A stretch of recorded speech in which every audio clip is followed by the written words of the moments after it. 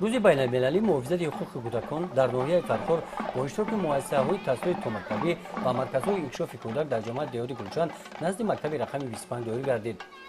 در ناحیه فرخار 10 مؤسسه تحصیلی تومکتبی و 47 مرکزهای اکشاف کودک فعالیت دارند که 1760 نفر کودکان را با تعلیم و تربیت فرا گرفتند. این چاره‌بینی با تشبث شعبه معارف ناحیه تحت عنوان تبسم کودکان گذرانیده شده از بخش‌های جالب عبارت بودند.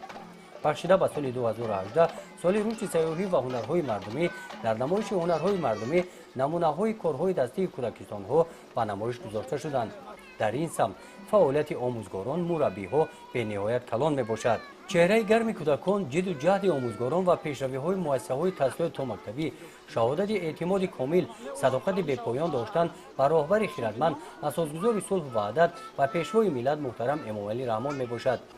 در مؤسسه‌های تحصیلاتی تومکتبی ناحیه فرخار ترغیب لباس‌های ملی همچون یک رکن مهم فرهنگی و راه مانده شده کودکان در روحیه پاک‌طینتی و زیباپرستی انسان دوستی تربیت می‌یابند. طوری که از برنامه‌های تیار نموده تربیت گیرندگان عیان می‌گردد در مؤسسه‌های تحصیلاتی تومکتبی کودکان در ضمیر مهنت دوستی و آبادکاری روحیه افتخار بزرگ وطنداری و پاس داشتن فرهنگ ملی به کمال می‌رسند.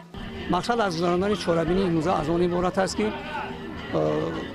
با دستور و سپارش و نقشه و چهاره‌بینی مقامات اجرایی ناحیه فرخار تا 2 روز یعنی امروز و فردا بین کودکان ناحیه فرخار چنین چهاره‌بینی دایر می‌گردند و مقصد از آن عبارت است که اولا جهانبینی کودکان را وسیع گردانیم، سپس حفظ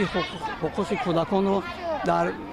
با طریق گذراندن چنین چهاره‌بینی با آنها فهمانده دهیم تا که حقوق کودکان که از سال 1993 با امضای اساسگذار صلح و وحدت ملی پیشوای ملت پرزیدنت معظم امام علی رحمان و تاب رسیده است، با امضا رسیده بود و همچون کنوانسیون حفظ حقوق کودک در قلمرو